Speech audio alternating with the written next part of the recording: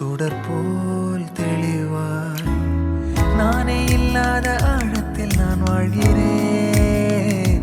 கண்ணாடியாய் பிறந்தே காண்கின்ற எல்லாமும் நான் ஆகிறேன். இரு காலின் இடையிலே உரசும் பூனையாய் வாழ்க்கை போதும் அடடா. எதிர்காணும் யாவுமே தீண்ட